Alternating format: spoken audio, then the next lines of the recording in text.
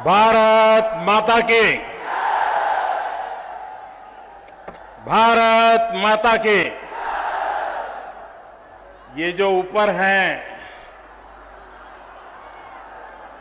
अगर आप में से कोई नीचे गिरा तो मेरा क्या होगा?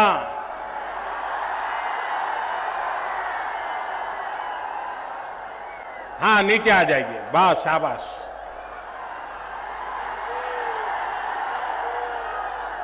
देखिए, ऐसा मत कीजिए, जगह बहुत कम पड़ गई है तो आपको तकलीफ हो रही है। मैं देख रहा था कि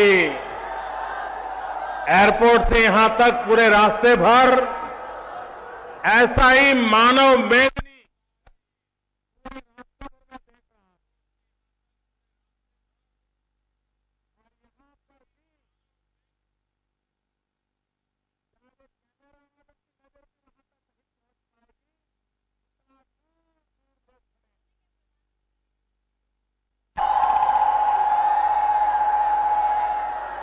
गया वालों से मेरी एक शिकायत है, करूं?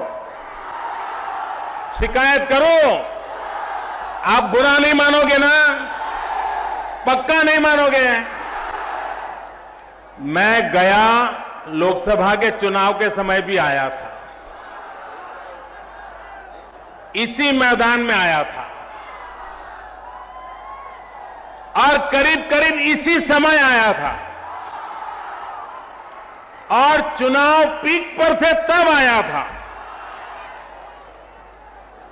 मैं खुद चुनाव लड़ रहा था, लोकसभा का चुनाव था, प्रधानमंत्री बनाने का निर्णय करना था, लेकिन उस सभा में तो इससे आधे लोग भी नहीं आए थे, और आज उससे डबल से भी ज्यादा मैं देख रहा हूं। हवा का रुख मुझे पता चल रहा है, लेकिन मेरी ये शिकायत प्यार की है, नाराजगी की नहीं है। ये शिकायत आपको अभिनंदन करने के लिए है, आपको बधाई देने के लिए है। कमाल कर दिया है आज गया वालों ने।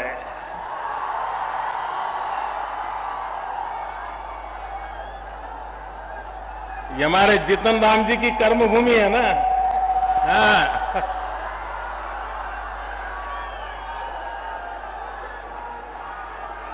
मंच पर विराजमान भारतीय जनता पार्टी के राष्ट्रीय अध्यक्ष श्रीमान अमित भाई शाह, प्रदेश भाजपा के अध्यक्ष श्रीमान मंगल पांडे जी, केंद्र में मंत्री परिषद के मेरे वरिष्ठ साथी श्रीमान रामविलास पासवान जी, हम पार्टी के संस्थापक और बिहार के पूर्व मुख्यमंत्री श्रीमान जीतन राम मांझी जी, केंद्रीय मंत्री एवं रालोसपा के राष्ट्रीय अध्यक्ष श्रीमान उपेंद्र कुशवाहा जी, बिहार विधानमंडल के नेता श्रीमान सुशील कुमार मोदी जी, बिहार विधानसभा में प्रतिपक्ष के नेता श्रीमान नंद किशोर यादव जी, केंद्र में मंत्रिपरिषद के मेरे साथी श्री अनंत कुमार, भारतीय जनता पार्टी के राष्ट्रीय महासचिव श्रीमान भूपेंद्र यादव जी, पूर्व मंत्री और हम सबके मार्गदर्शक श्रीमान डॉक्टर सीपी ठाकुर जी, केंद्र में मेरे साथी मंत्री श्रीमान राधा मोहन सिंह जी, श्री रविशंकर प्रसाद जी, श्री राजीव प्रताप रूडी जी, श्री गिरिराज सिंह, श्री रामकृपाल यादव जी, हम पार्टी के प्रदेश अध्यक्ष श्रीमान शकुनी चौधरी जी, रालोसपा के प्रदेश अध्यक्ष मेरे मित्र डॉक्टर अरुण जी, राष्ट्रीय प्रवक्ता श्रीमान शाहनवाज हुसैन जी, मंच पर विराजमान सभी वरिष्ठ महानुभाव और विशाल संख्या में पधारे हुए गया के मेरे प्यारे भाइयों और बहनों,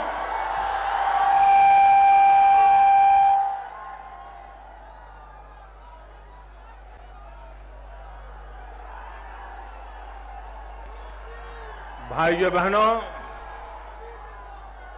चुनाव बहुत जल्द आ रहे हैं और मैं साफ देख रहा हूं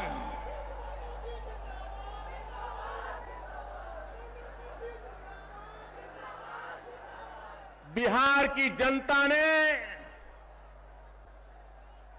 दो फैसले कर लिए हैं। बिहार की जनता ने दो निर्णय कर लिए हैं। एक निर्णय बिहार के जीवन में, बिहार के विकास में, बिहार का भाग्य बदलने के लिए एक आधुनिक, ताकतवर नया बिहार बनाने का निर्णय कर लिया है। और दूसरा निर्णय बिहार की जनता ने कर लिया है परिवर्तन का। 25 साल से जिनको झेला है, जिनके हर जुल्म को झेला है, जिनके अहंकार को झेला है, जिनकी धोखाधड़ी को झेला है, इन सब से मुक्ति का पर्व ये चुनाव आने वाला है भाइयों। और ये चुनाव बिहार को जंगल राज से मुक्ति का पर्व बनने वाला है। ये चुनाव बिहार में अहंकारी हुकूमत से मुक्ति का पर्व बनने वाला है। भाइयों बहनों,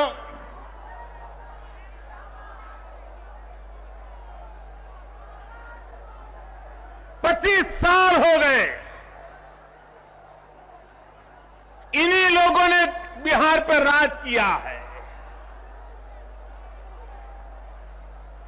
आप मुझे बिहार बताइए मेरे भाइयों बहनों, आज जैसे 25 साल बीते हैं, अगर आने वाले 5 साल भी ऐसे बीते तो नौजवान बर्बाद हो जाएगा कि नहीं हो जाएगा?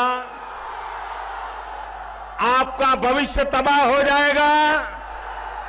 आपको बिहार छोड़ करके रोजी रोटी के लिए कहीं जाना पड़ेगा। बूढ़े मां बाप को छोड़ना पड़ेगा। क्या हम ऐसा बिहार चाहते हैं? क्या बिहार में परिवर्तन चाहिए? बिहार का भला करने वाली सरकार चाहिए? लोकतंत्र में विश्वास करने वाली सरकार चाहिए? अहंकार से मुक्त सरकार चाहिए? जंगल राज के सपनों को चूर चूर करना चाहिए? इसलिए भाइयों बहनों, आज मैं बिहार की जनता के पास आया हूं। मैं आपका आशीर्वाद लेने के लिए आया हूं। क्या करके रख दिया बिहार को? भाइयों बहनों, आज भी हिंदुस्तान के सांस्कृतिक इतिहास की चर्चा कोई करेगा तो वो चर्चा की शुरुआत बिहार के भव्य भूतकाल से होती है। आज भी विश्व में अहिंसा का संदेश की कोई चर्चा करता है तो भगवान बुद्ध का स्मरण करता है, जो बात बिहार से प्रारंभ होती है। सत्ता के लिए संघर्ष के बाद जनता की भलाई के लिए शस्त्र को छोड़ने का महाप्रयाण, इसकी भी चर्चा होगी तो यही बिहार से चर्चा होती है। भाइयों बहनों, विज्ञान हो, संस्कृति हो, इतिहास हो, वीरता हो, पराक्रम हो, कोई ऐसा विषय नहीं है हिंदुस्तान जब भी उसकी चर्चा करे तो चर्चा का प्रारंभ बिहार से होता है। ऐसी ये महान भूमि, ऐसी ये पवित्र भूमि, उसके सपनों को सत्ता के नशे में बैठे लोगों ने चूर चूर कर दिए। मेरे भाइयों बहनों, चूर चूर कर दिए। आधुनिक भारत में भी बिहार ने देश को जितना दिया है, शायद ही हिंदुस्तान का कोई राज्य इसका दावा कर सकता है जितना बिहार ने देश को दिया। जो बिहार देश को उत्तम मानव संसाधन दे सकता है, आज हिंदुस्तान का कोई राज्य ऐसा नहीं होगा जिस राज्य में बिहार का नौजवान आईएएस बनकर के न बैठा हो, आईपीएस बनकर के न बैठा हो। कोई राज्य नहीं होगा। भारत के कोने कोने में बिहार का नौजवान जिस पद पर बैठा है, उस राज्य को विकास की नई ऊंचाइयों पर ले जाने का पराक्रम करके दिखाता है।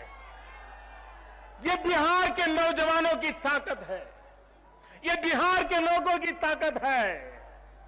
लेकिन क्या कारण है, क्या कारण है कि बिहार आगे बढ़ नहीं पा रहा है? क्या कारण है मेरे भाइयों बहनों? क्या कारण है? क्या कारण है? क्या कारण है? बिहार को किसने बर्बाद किया? बिहार के सपनों को किसने चूर चूर किया? बिहार में जंगल राज कौन लाया? बिहार में जंगल राज लाने का और प्रयास कौन कर रहा है? क्या फिर से बिहार को उन 25 साल की बर्बादी की ओर ले जाना है क्या? फिर से उस दोजख में जाना है क्या? क्या बिहार बचाना है? नया बिहार बनाना है? बिहार को आगे ले जाना है? बस भाइयों बहनों, हम मिलके कंधे से कंधा मिलाकर के चलने के लिए तैयार।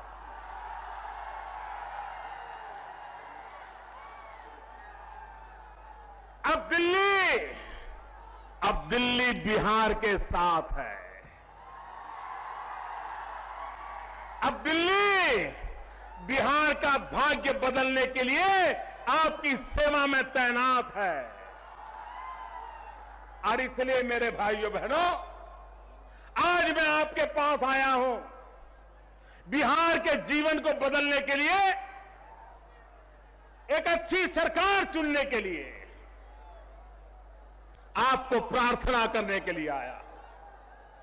बिहार की जनता ने पिछले लोकसभा के चुनाव में मुझ पर इतना प्यार बरसाया, इतना प्यार बरसाया भाइयों बहनों, मैं उस प्यार को ब्याज समेत लौटाना चाहता हूं। विकास करके लौटाना चाहता हूं, लेकिन जो विकास के लिए प्रतिबद्ध हो, ऐसी सरकार यहां होना जरूरी है। भाइयों बहनों, गंगा जी तो बहती है, लेकिन अगर हम उल्टा लोटा लेकर के जाएंगे तो कोई एक बूंद भी पानी घर नहीं ले पाएंगे। दिल्ली से विकास की गंगा तो बह रही है, लेकिन यहां के शासकों का अहंकार वो उल्टा लोटा पकड़े हुए हैं, ताकि दिल्ली के विकास की गंगा बिहार के गांव गली में न पहुंचे। पिछले दिनों जब मैं बिहार आया था, अनेक योजनाएं का शिलान्यास किया। 10-10 साल से रुकी पड़ी थी, कोई देखने को तैयार नहीं था। भाइयों बहनों, यही लोग दिल्ली की सरकार को चलाते थे और आज वही लोग साथ मिलकर के बिहार के लोगों को फिर से एक बार जंगल राज की ओर घसीटने के लिए, अपने निजी स्वार्थ के लिए तैयार बैठे हैं। आप मुझे बताइए भाई, ये जो राजनीतिक लाभ लेने के लिए गठबंधन हुआ है, क्या चुनाव के बाद भी ये गठबंधन चलेगा क्या?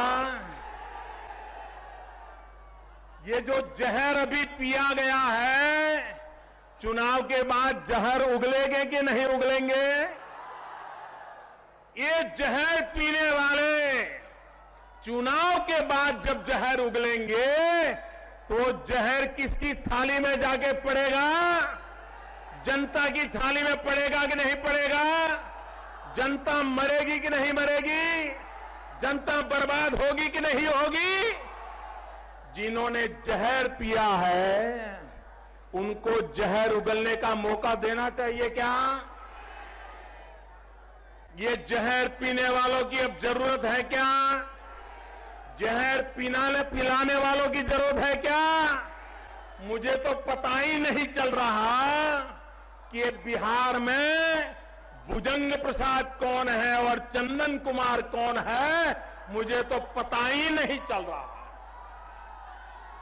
ये नए भुजंग प्रसाद, नए चंदन कुमार, पता नहीं कौन किसको जहर पिला रहा है, कौन किसका जहर पी रहा है। लेकिन इतना मुझे पता है, चुनाव समाप्त होते ही ये जहर उगलना शुरू करेंगे और बिहार को बर्बाद करने में अब जंगल राज के साथ जहरीला वातावरण भी आने वाला है।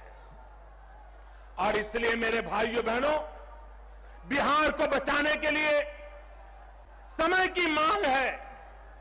आप देखिए, भारतीय जनता पार्टी की सरकार क्यों बनानी चाहिए? भारतीय जनता पार्टी की सरकार क्यों बनानी चाहिए?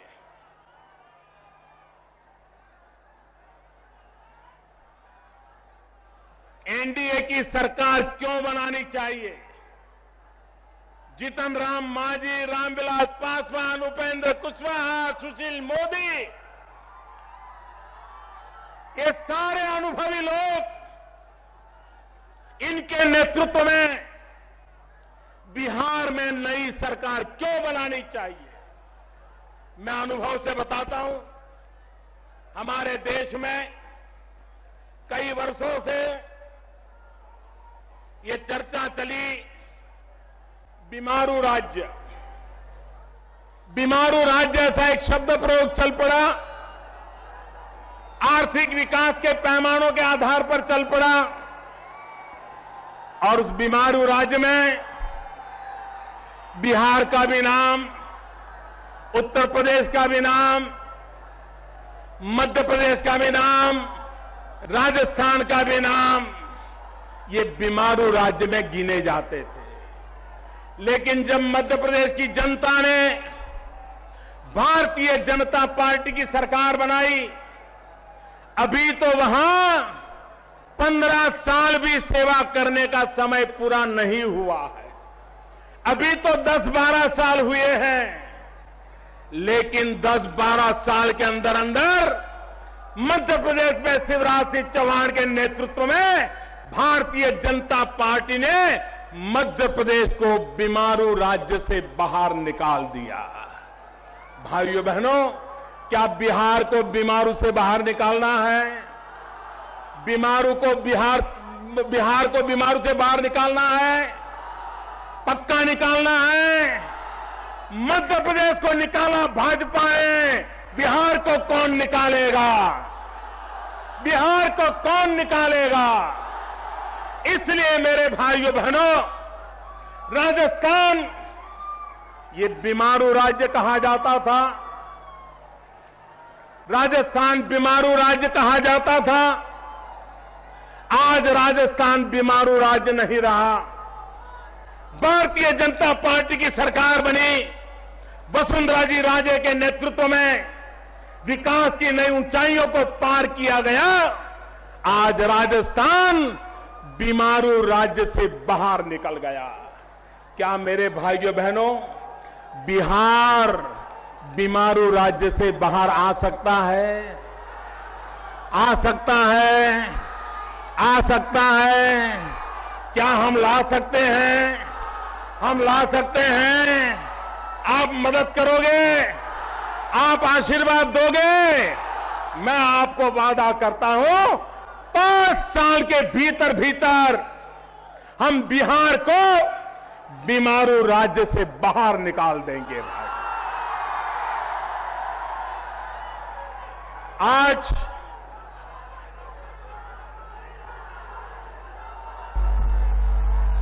भाइयों बहनों, दुनिया में कई देशों में मुझे जाने का सौभाग्य मिला। एशिया के कई देशों में जाने का सौभाग्य मिला और वहां पर बड़े से बड़े राजनेता को अगर मिलना हुआ हो, वहां के उद्योगकारों को मिलना हुआ हो, वहां के साहित्यकारों को मिलना हुआ हो, वहां के छोटे मोटे व्यापारियों से मिलना हुआ हो, वहां के सरकारी अफसरों से मिलना हुआ हो, हर किसी ने मुझसे एक बात कही। क्या कहा?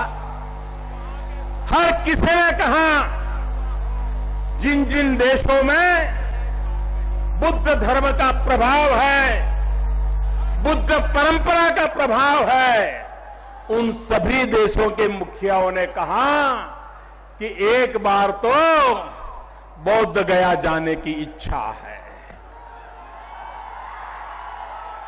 दुनिया का हर व्यक्ति जो बौद्ध परंपरा से जुड़ा हुआ होता है, कम्युनिस्ट विचारधारा के नेता भी मिले, वो भी मुझे कहते हैं कि एक बार बौद्ध गया के दर्शन करने के लिए जाना है। भाइयों बहनों, जितने यात्री ताजमहल देखने के लिए आते हैं, उससे ज्यादा यात्री बौद्ध गया में माथा टेकने के लिए आने को तैयार है। मुझे बताइए, क्या हमें बौद्ध गया को ऐसा बनाना चाहिए कि नहीं बनाना चाहिए कि जिसके कारण वहां से नौजवान नीचे उतर जाए? भाई, बौद्ध गया से ऐसा विकास हो, टूरिज्म का एक ऐसा क्षेत्र बने ताकि दुनिया भर में बुद्ध को मानने वाले लोग बुद्ध गया आने के लिए उनको व्यवस्था मिले। और इतनी बड़ी मात्रा में अगर यात्री आएंगे, मुझे बताइए, इस इलाके में कभी गरीबी रहेगी क्या?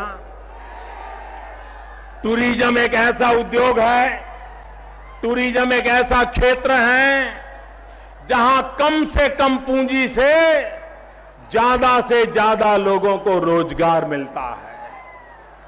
अगर एक बार बुद्ध गया में विश्व भर के यात्रियों का आना सिलसिला चालू हो जाए और बहुत बड़ी मैयात हो जाए, इस इलाके के कोई नौजवान को बेरोजगार रहने की नौबत नहीं आएगी। इतनी ताकत है उसमें। और गरीब से गरीब आदमी कमाता है। ऑटो रिक्शा वाला भी कमाएगा, बिस्किट बेचने वाला भी कमाएगा, चने मुरमुरे बेचने वाला भी कमाएगा, खिलौने बेचने वाला कमाएगा, फूल बेचने वाला कमाएगा, अरे चाय बेचने वाला भी कमाएगा।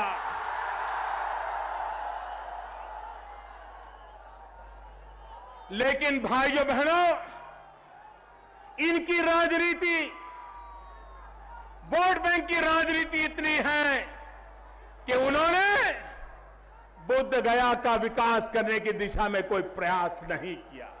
इतना ही नहीं, जब यहां पर बम धमाका हुआ, पूरे विश्व के अंदर एक बहुत बड़ा सदमा पहुंचा।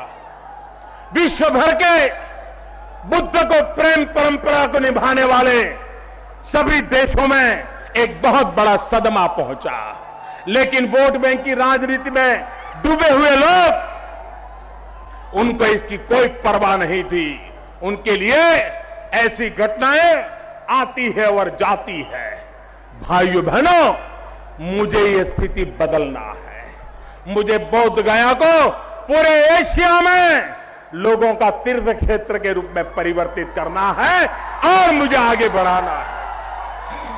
भाइयों बहनों, बुद्ध गया, ये गया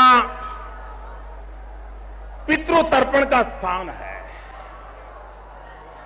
हिंदुस्तान का हर युवक, हर बेटा बेटी, जब पितृ तर्पण की बात आती है तो उसका एक सपना रहता है कि मेरे स्वर्गीय पिता का तर्पण मैं गया जी में जाकर के करूं। हिंदुस्तान भर के लोगों का यह सपना है कि नहीं है? पितृ तर्पण के लिए लोग आते हैं कि नहीं आते हैं? 125 करोड़ का देश, हर वर्ष करोड़ों बड़ी आयु के लोग स्वर्ग सिधाते हैं। उनके संतान पितृ गया में आकर के तर्पण करना चाहते हैं।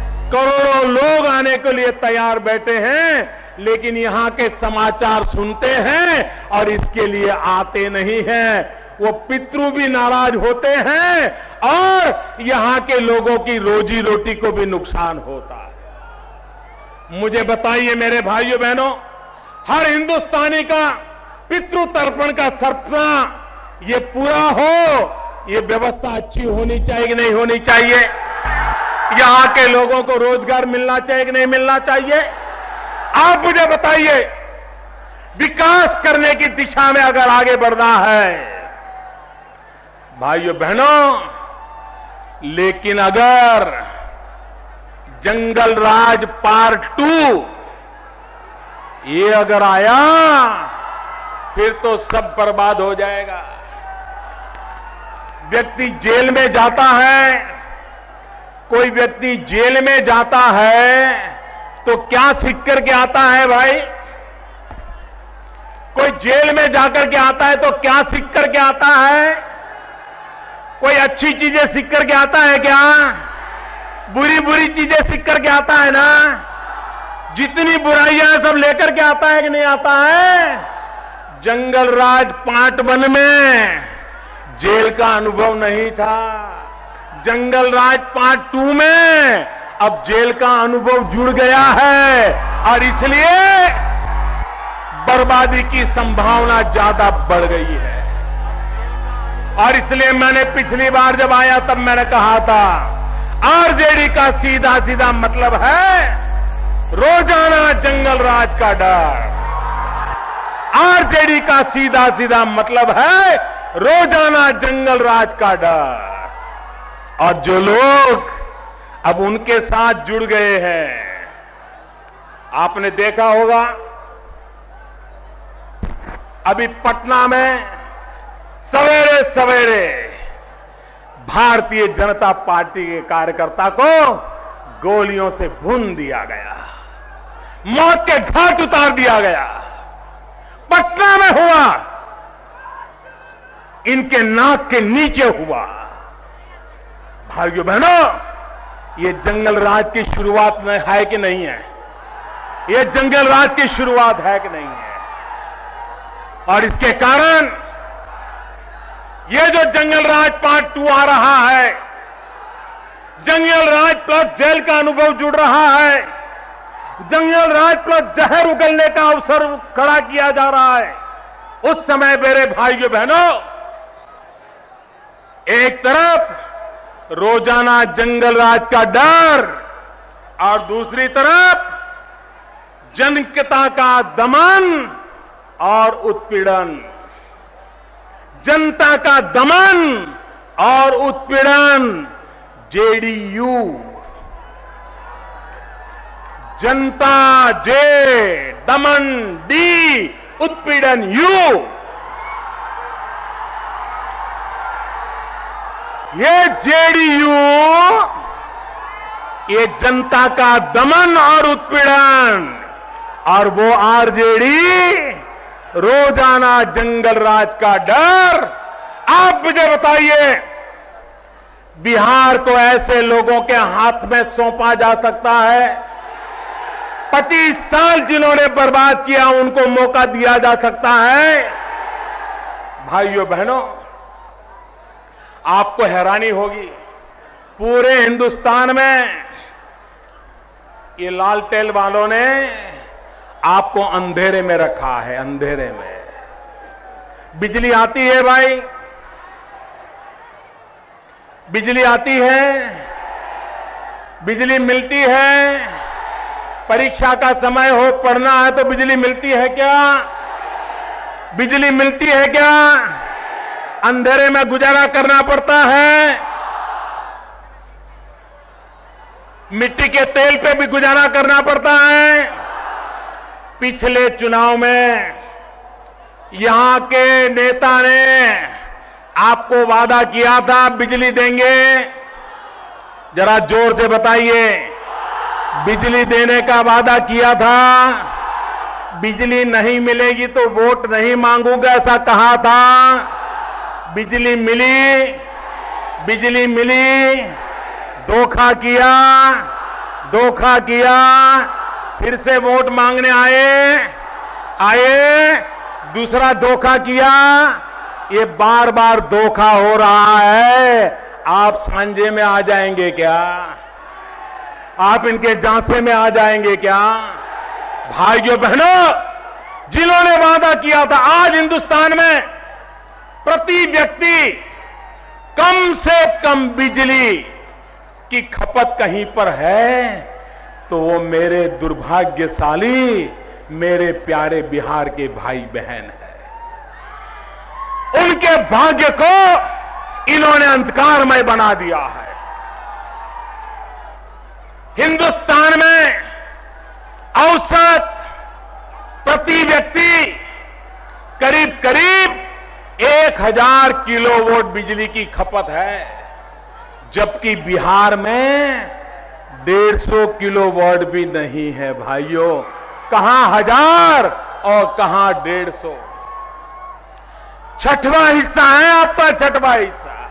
इतना ही नहीं, बिहार से भी छोटा राज्य सिक्किम, उससे तो बिहार से 6 गुना बिजली की खपत उपयोग वहां के नागरिकों को मिलता है।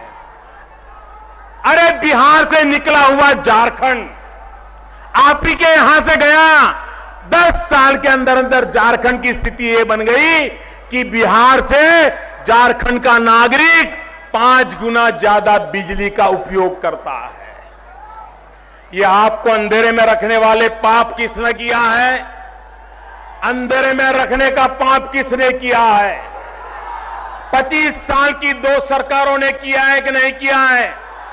25 साल के 2 मुख्यमंत्रियों ने किया है कि नहीं किया है?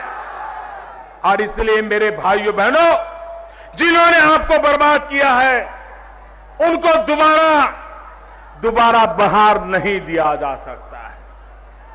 आप मुझे बताइए मेरे भाइयों बहनों, शिक्षा के क्षेत्र में आज मैंने कहा, हिंदुस्तान में कोई भी टीवी चैनल उठा लीजिए, आपको 2-4 तो बिहार के तेजस्वी नौजवान उस टीवी चैनल के माध्यम से देश को संबोधित करते नजर आएंगे। ऐसी तेजस्वी लोगों की भूमि है। लेकिन यहां के नौजवानों को अवसर नहीं दिया जाता है। भाइयों बहनों, यहां के नौजवानों को अवसर नहीं दिया जाता है। टेक्निकल एजुकेशन में आज बिहार का क्या हाल है? अगर हमें नौजवानों को रोजगार देना है तो उनको टेक्निकल एजुकेशन देना पड़ेगा, स्किल डेवलपमेंट करना पड़ेगा, इंजीनियरिंग की कॉलेजों में शिक्षा देनी पड़ेगी, डिग्री इंजीनियरिंग करने पड़ेगा, डिप्लोमा इंजीनियरिंग करने पड़ेगा, सर्टिफिकेट कोर्स करना पड़ेगा। बिहार के अंदर नौजवानों को शिक्षा मिलनी चाहिए। लेकिन भाइयों बहनों, आज मुझे दुख के साथ कहना पड़ता है, आज बिहार का हाल क्या है शिक्षा में। 17 से 20 साल की उम्र के 80 लाख से भी ज्यादा नौजवान बिहार में हैं, जिनकी उम्र 17 और 20 साल के बीच में है। इन 80 लाख बच्चों के मां बाप, उनके सपने हैं कि उनके बेटों को इंजीनियरिंग में पढ़ने को मिले, डिप्लोमा करने का मौका मिले, डिग्री करने का मौका मिले, सर्टिफिकेट कोर्स करने का मौका मिले। लेकिन भाइयों बहनों, बिहार में यह सारा होने के बावजूद भी बिहार में इंजीनियरिंग कॉलेज की सीटें कितनी है भाइयों? आपको जानकर के हैरानी होगी कि बिहार में सिर्फ 25,000 सीट है।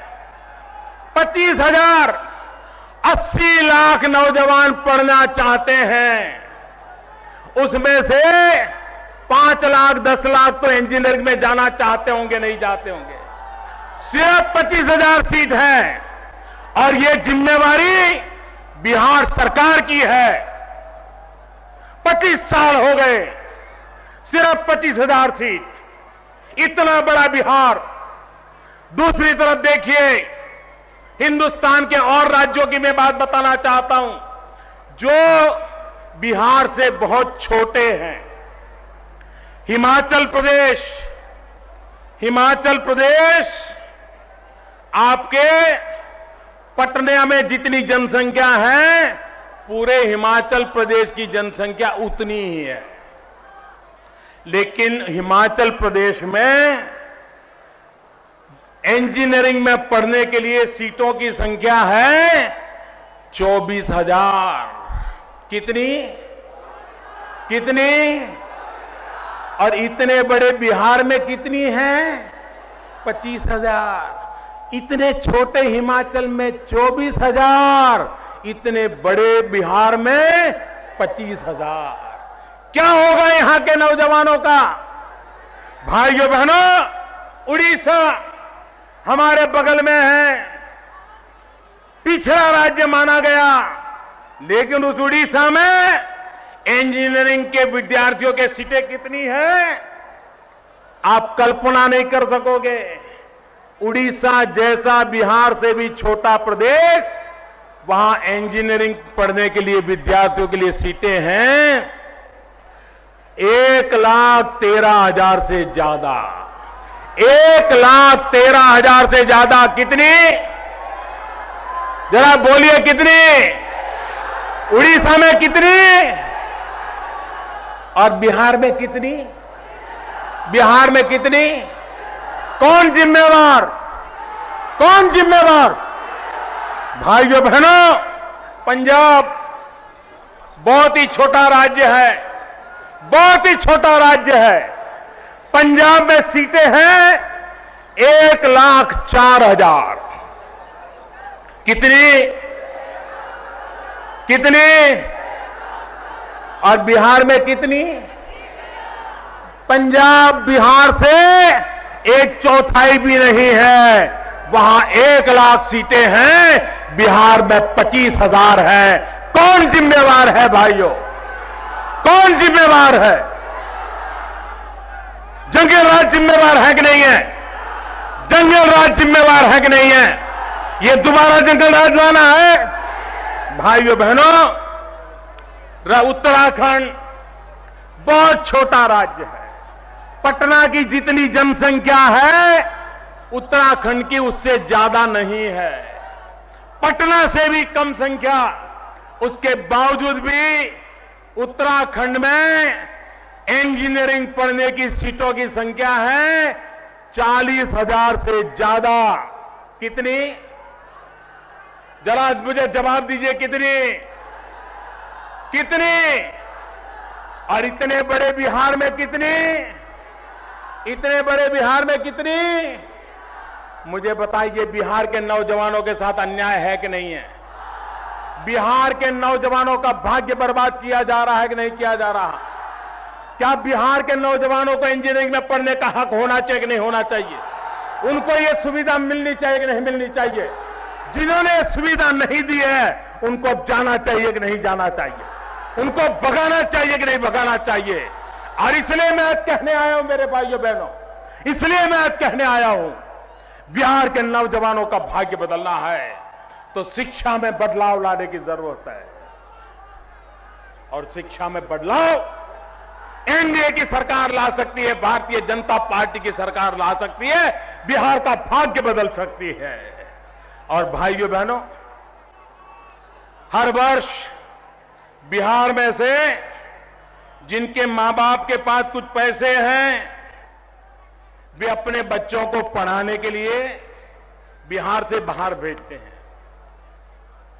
करीब 4-5 लाख नौजवान, आप सोचिए दोस्तों, 4-5 लाख नौजवान पढ़ाई के लिए बिहार छोड़ करके, अपने मां बाप को छोड़ करके, यार दोस्तों को छोड़ करके कहीं न कहीं पढ़ने के लिए जाते हैं। और औसत एक युवक को पढ़ने के पीछे खर्चा करीब 1 लाख रुपया आता है। साल का 1 लाख खर्चा आता है।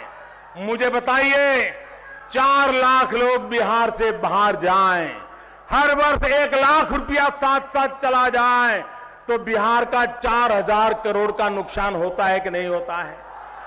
4,000 करोड़ का नुकसान होता है कि नहीं होता है? ये बिहार का 4,000 करोड़ बचना चाहिए कि नहीं बचना चाहिए?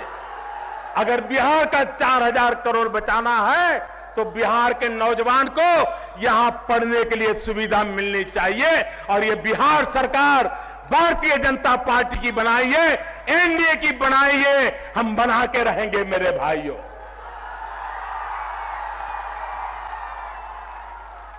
और इसलिए मैं आज आग्रह करने आया हूं कि हमें विकास के लिए वोट चाहिए। बिहार को जंगल राज से मुक्त कराने के लिए वोट चाहिए। धोखेबाजी से बिहार को मुक्त कराने के लिए वोट चाहिए। और मैं आपको भरोसा दिलाने आया हूं, मैं बिहार के विकास की यात्रा में कंधे से कंधा मिलाकर चलूंगा। अगर आप 1 कदम चलेंगे तो मैं 1.25 कदम चलूंगा भाइयों। आप 1 कदम चलेंगे, मैं 1.25 कदम चलूंगा, ये विश्वास दिलाने आया हो। और इसलिए मैं आपसे आग्रह करता हूं कि चुनाव के समय भारी मतदान करके परिवर्तन ला करके रहिए, बिहार का भाग्य बदल के रहिए। बहुत बहुत धन्यवाद।